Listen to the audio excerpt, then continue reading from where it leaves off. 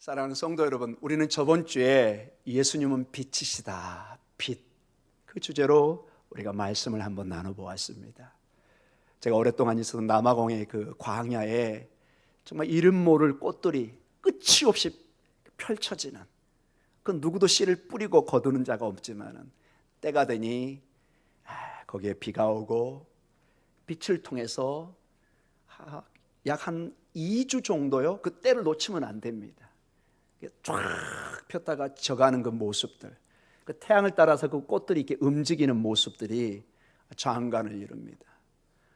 뭐 굳이 우리가 남아공 얘기 안 하더라도 우리 주변에 벌써 저 제주도에서 시작됐던 꽃 축제가 진해 어디까지 왔나요? 이제 여의도, 우리 목동중앙교회 이렇게 올라와 있는, 이미 우리 벚꽃은 이미 꽃이 졌죠, 여러분? 그래서 우리 장로님과 몇 분이 벌써 꽃을 사가지고 여러분 오늘 주일에 오시면 꽃을 통해서 환영하기 위해서 쫙 주변에 꽃을 심어놨습니다. 저는 좀 부족해 보여서 더 심어야 된다고 지금 생각을 하고 있습니다, 여러분. 이 모든 꽃이 태양의 그 빛을 통해서 화려한 그 꽃을, 빛깔을 드러내면서 생명을 드러낼 것입니다. 사랑하는 성도 여러분, 세상의 모든 만물은 이 태양의 빛을 받아야 이렇게 생명을 얻습니다. 우리는 영적으로 이 생명의 빛을 우리가 받을 뿐만 아니라 그분을 따를 때 놀라운 생명의 축복이, 생명의 열매가 우리에게 임할 줄 믿습니다. 그를 따르는 우리에게 어떤 일들이 있는지를 오늘 말씀을 통해서 조금 더 구체적으로 보도록 하겠습니다. 자, 오늘 요한복음 8장 12절에 보면은 예수님이 자신에 대해서 선언하는 것이 있습니다. 이건 저번 주 우리가 한번 봤던 내용입니다. 우리 12절을 같이 한번 읽도록 하겠습니다. 예수께서 또 말씀하여 이르시되 나는 세상의 빛이니, 여기까지만 읽겠습니다. 나는 세상의 빛이니, 나는 뭐뭐이다. 이게 단순히 나는 아버지이다, 선생님이다, 이 차원이 아니라 우리가 도저히 비교할 수 없는 것이 있습니다. 우리 인간이 이성적으로 생각할 때 우리가 절대로 비교해서는 안 되는 것이 있습니다. 나는 태양 그 자체이다, 나는 생명 그 자체이다, 나는 길이요 진리요 생명이다, 이런 말은 보통 사람을 쓰면 안 됩니다. 이런 사람이 주로 쓰는 데가 주로 어디서 쓰죠? 그렇죠, 이단 교주들입니다. 우리는 당장 압니다. 저 이상하다. 우리의 상식으로는 도저히 인간이 쓸 수 없는 그런 비교와 용어들이 있습니다. 유대인들도 즉각적으로 합니다. 이러한 표현들, 나는 길이요 진리요, 나는 나다, 출애굽기의 그런 표현들은 절대로 인간은 쓸 수 없는 단어입니다. 유대인들은 아주 그 표현을 하나님의 표현이라고 못 박아서 알고 있습니다. 그런데 예수님께서는 분명하게 하나님만 쓸 수 있는 용어를 쓰십니다. 나는 세상의 빛이다. 여러분, 이 말씀을 주신 때가 바로 초막절, 장막절의 행사가 이제 거의 마무리되는 그 단계에서 주셨다고 우리가 살펴보았습니다. 성전에는 그냥 이렇게 단조롭게 건물이 되어 있는 것이 아니라 우리 교회도 들어오는 입구가 있고 계단이 있고 1층이 있고 2층이 있고 3층 이렇게 구조가 되어 있는 것처럼 예루살렘 성전도 어떤 구조로 이렇게 나눠져 있습니다. 그 중에 하나가 여인의 뜰이라는 곳이 있습니다. 그곳에 이 초막절, 장막절에는 또한 빛의 축제입니다. 밤에 큰 4개의 촛대를, 큰 횃불 같은 불을 밝혀서 온 지역이 밝아지고 그곳에서 춤을 추고 예배하고 경배하고 하나님의 그 놀라운 출애굽의 40년 광야 생활을 그들이 기억하고 하나님의 은혜를 생각하며, 마치 우리가 추석 때 일부 지역에서는 뭐 강강수열례를 한다든지 축제를 하듯이 이 초막절에 그들이 빛의 축제를, 하나님의 그 광야 생활의 구름기둥과 불기둥으로 그를 인도했던 놀라운 하나님의 셰키나의 임재를 그들이 생각하는 것입니다. 그들이 인간적으로 촛대를, 큰 불길을 만들었지만 그것은 하나의 상징이고, 그들의 조상들이 놀라운 하나님의 신비의 셰키나의 임재를 통해서 구름기둥과 불기둥의 기적 같은 같은 불길을 그 인도함을 통해서 40년의 광야 생활을 한과 동시에 약속의 땅에 들어간 것을 너무나 잘 알고 있었습니다. 그때 그 순간에 주님께서 말씀하십니다. 나는 세상의 빛이다. 주님의 결국 이 주장은 너희가 지금 기념하는 이 큰 불을 만들어서 하나님의 그 구름 기둥과 불 기둥을 상징하고 하나님의 셰키나의 임재를 너희가 기념하는 건데, 사랑하는 아들 딸들아, 사실은 그 불기둥과 그 구름 기둥과 불 기둥이 사실은 나다, 이렇게 얘기하고 있는 것입니다. 내가 너희의 조상을 비췄느니라. 내가 만나로서 너희 조상을 먹이고 내가 구름 기둥과 불 기둥으로 너에게 임하여서 너희를 구원하고 인도하고 약속의 땅으로 인도했느니라. 이 말씀을 주고 있는 것입니다. 오직 들을 귀 있는 자만이, 생명의 빛이 비친 자만이 이것을 깨달을 수 있는 것입니다. 사랑하는 성도 여러분, 오늘 이 말씀이 단순히 2000년 전에 초막절에 장막절에 성전에 주어지는 말씀이 아니라 오늘 여러분들에게 나는 세상의 빛이라는 이 말씀이 와닿아서 여러분의 인생에 성령의 구름기둥과 불기둥처럼 주의 말씀이 여러분을 인도해가는 역사가 있기를 간절히 축원합니다. 이것이 단순히 설교로 듣고 끝나는 차원이 아니라 오늘 내가 붙잡아야 되는, 오늘 내가 따라야 되는 그 빛이 예수님이라는 것입니다. 오직 예수님만이 진정한 우리의 태양이 되시며 모든 만물을 살리는 빛이 태양의 빛입니다. 이걸 통해서 하나님께서는 영적으로 깨달으라고 얘기하고 있는 것입니다. 너희가 이토록 이러한 태양빛이 적당히 비춰지고 이것을 너희가 봄이라 칭하고 식목일을 정하고 나무를 심듯이 너희의 영혼의 나무를 심고 영혼의 생명을 바라는 것을 예수 그리스도의 빛 가운데 행하라고 말씀하고 있는 것입니다. 오늘 이것이 깨달아지고 이것이 믿어지고 이 빛을 따라 여러분이 행해가는 믿음의 여정이 되기를 간절히 축원합니다. 주님이 말씀하십니다. 나는 세상의 빛이다. 오직 주님만이 이 말씀을 할 수 있고 우리는 오직 주님만의 그 말씀을 신뢰하고 주님만을 믿는 것입니다. 그 어떤 누구도 이 말을 할 수도 없고 우리가 믿을 수도 없는 것입니다. 지금 작금의 이단들이 횡행하고 있습니다. 많은 교회를 무너뜨리고 있습니다. 결국에 그들이 하는 얘기는 자기들이 보혜사 무슨 성령이니 빛이니 예수의 이름으로 물리치시기 바랍니다. 우리 2000년 교회의 역사는 단연코 용납할 수 없는 오직 예수님만이 영광을, 그분만이 빛으로 우리에게 임하시는 것입니다. 아멘. 이러한 예수님의 빛은 요한복음의 모든 주장이 예수님이 빛으로 오셔서 이 어둠을 밝혔다는 주장입니다. 그게 1장의 주장입니다. 그런데 누가복음에도 보면은 이러한 예수님의 빛된 내용을 광야에 외쳤던 세례 요한의 아버지, 그 제사장이었던 사가랴의 입술을 통해서 그가 성령 충만한 가운데 태중에 아기를 가진 예수를 가지고 있는 그 마리아의 그 모습을 보면서 하나님의 놀라운 환상 가운데 말씀을 전하기 시작합니다. 예언의 말씀을 줍니다. 사가랴의 예언이라고 하는 유명한 말씀이 있습니다. 그 중에 하나가 누가복음 1장 78절에 79절입니다. 거기에 놀라운 오늘 본문과 연결되는 내용이 나와 있습니다. 우리 같이 읽겠습니다. 이는 우리 하나님의 공의로 인함이라. 이로써 돋는 해가 위로부터 우리에게 임하여 어둠과 죽음의 그늘에 앉은 자에게 비치고 우리 발을 평강의 길로 인도하시려다 하니라. 아멘. 하나님의 궁일로, 하나님의 은혜 가운데 마치 돋는 해가 위로부터 우리에게 임하여 모든 생명의 빛이 되는 것처럼 예수 그리스도가, 그 태중에 있는 그 아기가 사실은 우리의 생명의 빛으로 어둠과 죽음의 그늘에 앉은 자에게 비치기 시작하는, 우리가 유일하게 살 수 있는, 어둠을 떠날 수 있는, 사망의 음침한 골짜기를 벗어날 수 있는 유일한 길을 주시는 분이 바로 예수 그리스도라는 것입니다. 이분이 바로 세상의 빛입니다. 자, 이 빛을 따르는 자에게 주님이 이렇게 또한 약속의 말씀을 주십니다. 나는 세상의 빛인데 너희가 나를 믿고 따르면은 이러한 역사가, 이러한 생명의 역사가 있을 것이다. 우리 요한복음 8장 12절을 다시 한번 읽도록 하겠습니다. 예수께서 또 말씀하여 이르시되 나는 세상의 빛이니, 자 여기서부터 중요합니다. 나를 따르는 자는 어두움에 다니지 아니하고 생명의 빛을 얻으리라. 아멘. 두 가지의 약속을 줍니다.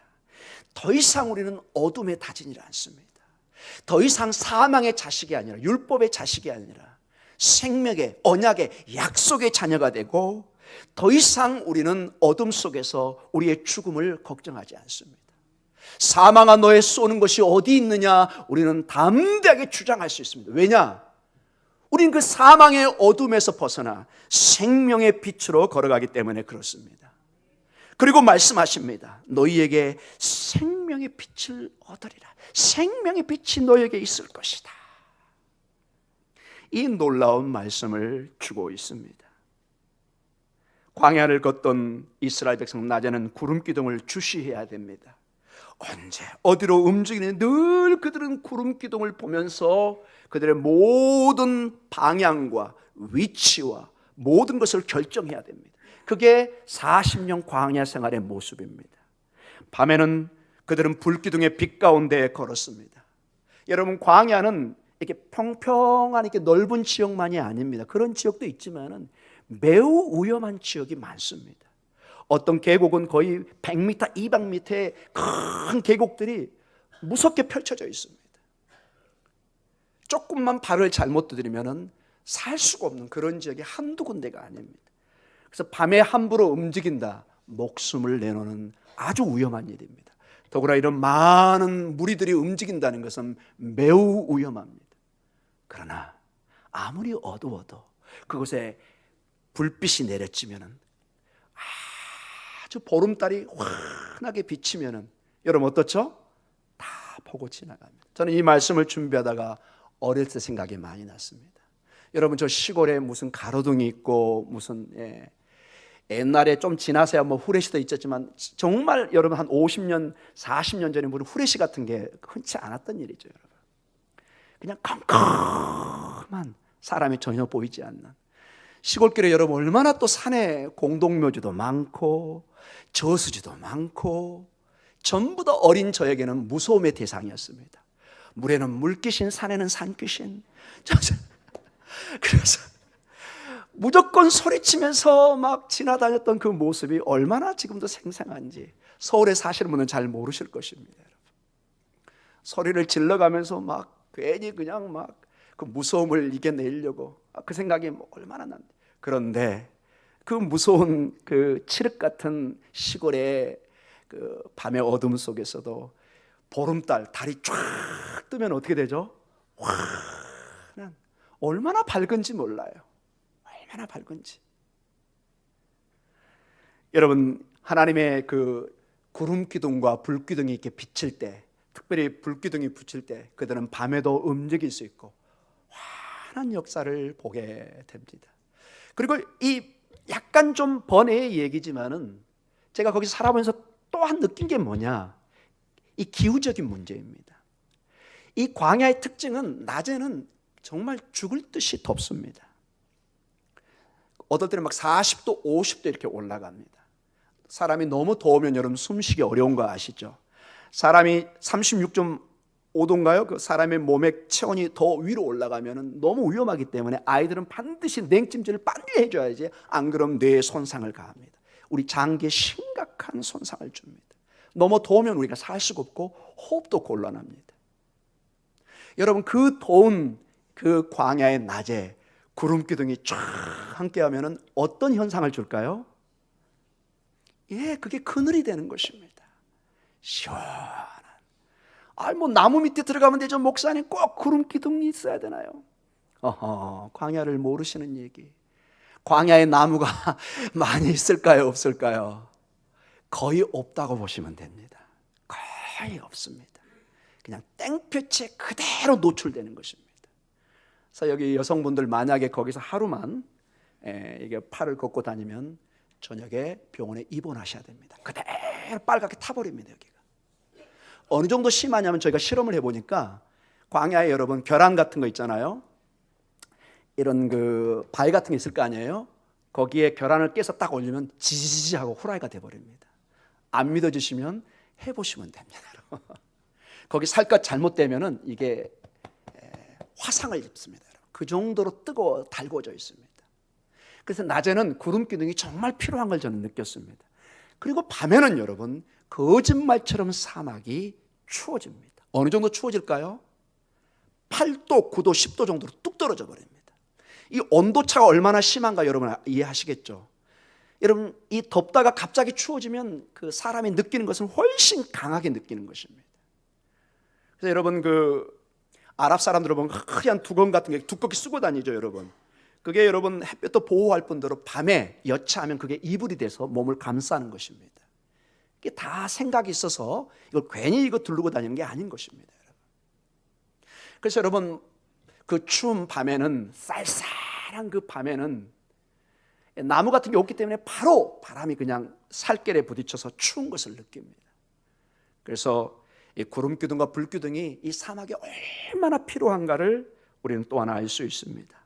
이러한 비유를 예수님께서는 그대로 광야 생활을 그대로 40년의 광야 생활을 기념하는 그들에게 주님께서는 영적으로 비유하셔서 너희가 구름 기둥과 불 기둥을 따라갈 때 너희에게 생명의 축복이 있었던 것처럼 인도함이 있었던 것처럼 빛된 나를 따를 때 너희가 생명의 빛을 얻고 어둠에 더 이상 다니지 않는다고 말씀해 주고 있습니다. 아무리 어두워도 빛이 있으면 장애물을 헤쳐갈 수 있습니다. 빛이 있으면 위험한 것을 피할 수 있는 것입니다. 아무리 어려워도 예수 그리스도 안에 우리는 반드시 어려움을 이겨낼 줄 믿습니다. 아멘. 그리고 여러분 세 번째로 이 예수님께서는 이 예수님의 말씀을 거절하는 자에게 또한 말씀을 주고 있습니다. 세상에 비치고 그것을 믿고 따르는 자는 어둠을 다니지 않고 생명을 얻는데 그러나 이것을 거절하는 자는 어떻게 될까요 여러분? 우리 13절을 같이 읽도록 하겠습니다. 요한복음 8장 13절입니다. 같이 읽습니다. 바리새인들이 이르되 내가 너를 위하여 증언하니 내 증언은 참되지 아니하도다. 이 종교 지도자들 사실은 이 모든 장막절을 인도해 가고 가르치고 정말 빛된 하나님으로 인도해야 되는 중요한 직책을 맡은 지도자들입니다. 정말로 정작 장막절에 이 초막절에 이 빛의 축제의 주인이신 그분 자체가 앞에 와 있는데 그들은 알지 못합니다. 내 증언은 참되지 못하다. 즉 예수님의 이 선언을 거절하는 것입니다. 나는 믿을 수 없다. 무슨 이런 엉터리 같은 얘기를 하느냐. 빛이 비추지만 그 빛 가운데 다니기를 싫어하는 사람이 정말로 있다는 것입니다. 마음이 강팍해진 바로의 마음처럼 아무리 하나님의 임재와 빛을 얘기하고 기회를 주지만 그것을 의도적으로 거절하는 모습을 보여주고 있습니다. 성경은 이런 빛을 거절할 때 영원히 어둠에 다닐 수밖에 없는 그런 운명이 있다는 것을 말씀해 주고 있습니다. 우리 14절과 15절, 우리 14절 한번 계속 읽도록 하겠습니다.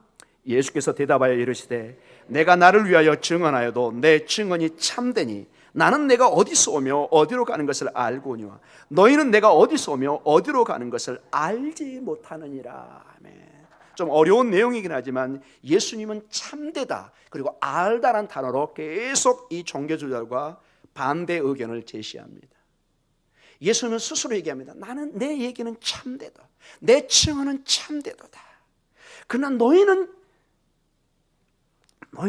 너희가 지금 무슨 말을 하는 것 자체도 모르고 있구나. 너희는 알지 못한다. 궁극적으로 너희의 판단은 15절의 판단으로 주님은 분명히 자리매김을 하고 있습니다. 15절 읽습니다. 너희는 육체를 따라 판단하니 나는 아무도 판단하지 아니하노라. 가장 영적에 대한 종교 지도자들이 가장 육체적으로 피상적으로 이 문제에 접근하고 있습니다. 주님은 한마디로 너희는 육체로 따라 판단하고 있구나. 마치 니고데모처럼 거듭나야 한다고 말씀을 전하는데 이게 무슨 말인지 도저히 이해를 못하는 것입니다. 하나님의 세계는 영의 세계가 열리고 하나님께서 우리의 영의 문을 열어주셔야 이 말씀이 깨달아지는 줄 믿습니다. 아멘. 그리고 19절로 이렇게 말씀이 연결됩니다. 우리 19절 같이 읽습니다. 이에 그들이 묻되 내 아버지가 어디 있느냐? 예수께서 대답하시되 너희는 나를 알지 못하고 내 아버지도 알지 못하는도다. 나를 알았더라면 내 아버지도 알았으리라. 아멘. 이게 18절의 말씀 때문에 그렇습니다. 내가 나를 위하여 증언하는 자가 되고 나를 보내신 아버지도 나를 위하여 증언하시니라. 네 아버지가 어디 있느냐? 네 아버지가 도대체 누구냐? 전혀 알지를 못합니다. 아버지 하나님께서 그 독생자를 보냈다는, 그 빛을 보냈다는 이 놀라운 영적인 사실을 까막눈이 되어가지고 그 앞에 계시는데도 알지를 못하는 것입니다. 너희는 알지 못한다. 알지 못한다. 영적인 무지가 얼마나 심각한 영향을 주는지를 계속해서 말씀해 주고 있습니다. 사랑하는 성도 여러분, 빛 대신 예수님을 믿는 것은 인생에서 가장 그래서 중요한 일입니다. 이것보다 더 위급한 일은 없는 것입니다. 아무리 우리가 세상에서 출세하고 아무리 서 있지만은 우리의 인생은 다 압니다. 어떤 한 순간이라는 것을 우리는 다 인생에 다 하면 먼지처럼 사라져야 됩니다. 그 누구도 영원히 살 수 없습니다. 그러나 우리를 영원하게 살게 하고 영원한 생명에 거하게 하는 것은 바로 이 빛 대신 예수님 안에 거할 때만이 이 생명의 영원한 것을 꿈꾸고 소망할 수 있다는 것을 주님은 말씀하십니다. 그래서 우리에게 가장 위급한 정말로 인생에 해결해야 될 문제가 뭐냐? 빛 대신 예수님을 믿는 것입니다. 그리고 그분을 따르는 것입니다. 이 예수님의 빛이 없이는 우리는 영원한 어두움 안에 걸어 다닐 수밖에 없다고 성경은 분명히 말씀하고 있습니다. 결론적으로 말씀을 마쳐가겠습니다. 자, 이 모든 배경이 초막적 장막절의 배경입니다. 40년 광야 생활을 그들이 기념하면서 그 고생했던 때에 초막에 살았던 것을 기념하면서 초막이나 오두막을 짓고 그 다음에 그 가운데 구름기둥과 불기둥으로 그를 인도했던 그 하나님의 쉐키나의 임재를 기념하며 큰 여인의 뜰에 큰 불길을 만들어서 온 밤을 밝히며 하나님을 예배하는 하나님의 쉐키나의 임재를 그들이 기념하는 날입니다. 그럼과 동시에 이 하나님의 구름기둥과 불기둥은 구체적으로 이스라엘 백성들을 구체적으로 인도하고 머물게 하고 모든 삶의 중심에 있었다는 것을 성경에서 실질적으로 가르쳐주고 있습니다. 여러분, 모세오경, 창세기, 출애굽기, 레위기, 민수기, 신명기인데 이 민수기라는 것이 전적으로 이 광야 40년 생활에 광야 생활을 집중적으로 다루고 있는 것이 민수기입니다. 이 민수기에 얼마나 이스라엘 백성들이 구름기둥과 불기둥을 의존하고 살았는가를 아주 자세하게 정어놓은 짧은 본문이 있습니다. 뭐 짧지 않을 수도 있지만은 민수기 9장 15절에서 22절, 이건 워낙 중요하고 오늘 본문에 연결되기 때문에 한번 같이 읽도록 하겠습니다. 민수기 9장 15절에서 22절까지 좀 천천히 얼마나 그들이 민감하게 이 하나님의 임재 쉐키나 구름기둥과 불기둥에 의존하고 이들의 모든 거치와 움직임이 결정되는가를 한번 보도록 하겠습니다. 같이 읽습니다. 성막을 세운 날에 구름이 성막 곧 증거의 성막을 덮었고 저녁이 되면 성막 위에 불 모양 같은 것이 나타나서 아침까지 이르렀으되 항상 그러하여 낮에는 구름이 그것을 덮었고 밤이면 불 모양이 있었는데 구름이 성막에서 떠오른 때에는 이스라엘 자손이 곧 행진하였고 구름이 머무르는 곳에 이스라엘 자손이 진을 쳤으니 이스라엘 자손이 여호와의 명령을 따라 행진하였고 여호와의 명령을 따라 진을 쳤으며 구름이 성막 위에 머무는 동안에는 그들이 진영에 머물렀고 구름이 성막 위에 머무는 날이 오랠 때에는 이스라엘 자손이 여호와의 명령을 지켜 행진하지 아니하였으며 혹시 구름이 성막 위에 머무른 날이 적을 때에도 그들이 다만 여호와의 명령을 따라 진영에 머물고 여호와의 명령을 따라 행진하였으며, 혹시 구름이 저녁부터 아침까지 있다가 아침에 그 구름이 떠오를 때에는 그들이 행진하였고, 구름이 밤낮 있다가 떠오르면 곧 행진하였으며, 이틀이든지 한 달이든지 1년이든지 구름이 성막 위에 머물러 있을 동안에는 이스라엘 자손이 진영에 머물고 행진하니 아니하다가 떠오르면 행진하였으니. 아멘. 여러분, 그렇게 어렵지 않죠? 핵심은 하나님의 그 임재의 상징인 구름기둥과 불기둥이 그들의 모든 12지파의 움직임을 결정했다는 것입니다. 심지어 22절에는 이 구름이 때로는 움직이지 않고 이틀, 한 달, 1년 동안도 머물 때가 있었습니다. 그때는 뭐 한다고요? 움직이질 않는 거예요. 평상시 2주 만에 움직였는데 왜 이 구름이 안 움직이지? 모세 선생님, 우리 갑시다. 이렇게 하지 않았습니다. 무조건 이 명령에 기다리고 있는 것입니다. 사랑하는 성도 여러분, 하나님의 이 임재를 따르는, 이 임재를 팔로우하는 그러한 여러분의 귀한 삶이 있기를 간절히 기도합니다. 우리는 주님을 따를 때 이스라엘 백성들이 이 구름기둥과 불기둥, 이 하나님의 임재의 상징을 따를 때 그들의 생명이, 약속의 땅이 보장이 됐습니다. 이 본문을 어떤 교수님이 이렇게 해석을 한 거에 있어서 굉장히 통찰력이 있어서 제가 한번 가져와 봤습니다. 이건 제 얘기가 아니라 그 교수님의 얘기입니다. 한번 주목해서 들어주시기 바랍니다. 이 세상은 항상 자신과 환경에 집중합니다. 그러나 민수기는 우리에게 하나님께 초점을 둘 것을 명시합니다. 민수기가 우리에게 이야기하려는 것은 이 광야는 인간의 그 어떠한 힘으로도, 그것이 지식이든 건강이든 재력과 권력이든 긍정적인 생각과 태도이든 스스로는 진군할 수 없는 곳이라는 현실입니다. 이 광야와 같은 세상을 사람들은 돈의 힘으로, 과학으로, 나의 건강으로, 나의 경험으로 살아갈 수 있다고 착각합니다. 이는 합리적인 망상에 불과하다고 역설할 수 있습니다. 오늘 이 민수기를 통해서 우리의 모두는 우리 스스로 인생을 결정하고 살아가는 것이 얼마나 위험한 일인지를 말씀해 주고 있습니다. 하나님의 백성들은 하나님의 말씀을 따라 움직여야 되는 것인 줄 믿습니다. 이것을 믿고 우린 그 하나님을 신뢰하는 것입니다. 전적으로 그분을 신뢰하는 것입니다. 때로는 내 마음대로 하고 싶습니다. 때로는 내 마음대로 발걸음을 옮기고 싶습니다. 그러나 하나님의 사람들은 기도합니다. 주님, 저에게 이런 사업이 있습니다. 이런 일들이 있습니다. 주님, 이런 일들이 자녀에게 있습니다. 주님, 말씀해 주십시오. 주님, 지도해 주십시오. 마치 사무엘처럼 주께서 말씀하시면 내가 듣겠나이다. 이런 놀라운 신앙의 고백이 오늘 이 본문의 말씀을 통해서 여러분에게 적용되는 놀라운 은혜의 역사가 있기를 간절히 축원합니다. 사랑하는 성도님, 그래서 우리 성도들은 이 예수님을 신실하게 순종하고 복종하는 것이 매우 중요합니다. 신앙의 삶에서 가장 중요한 것이 예수님을 따르는 이 순종, 복종의 원리를 배우는 것입니다. 내가 내 길을 마음대로 가는 것이 아니라 주님의 길이 어디 있는지, 이것을 계속 내 인생의 반복해서 배우는 것입니다. 때로는 실패로, 때로는 부족함을 통해서 주님의 길을 걸어가는 것이, 주님의 길을 따르는 것이 얼마나 중요하다는가. 때로는 내 마음대로 길을 걷다가 성공하는 것처럼 보이지만 결국 주님의 길을 벗어날 때는 나중에 크게 하나님의 징계를 받고 심판을 받는 경우도 봅니다. 그때는 빨리 깨닫습니다. 주님, 제가 빛 밖에서 어둠 속에서 제 일을 하려고 있습니다.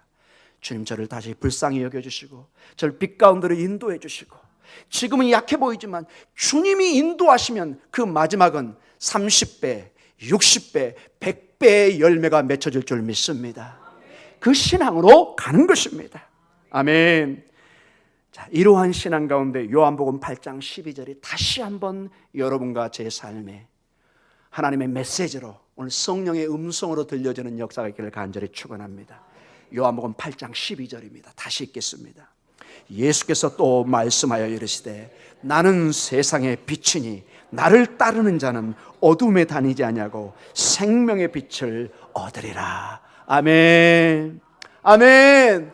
여러분은 이미 어둠을 떠나 빛 가운데 걸으며 생명의 빛을 소유한 하나님의 자녀인 것을 믿습니다. 아멘. 우리 다 같이 기도하겠습니다.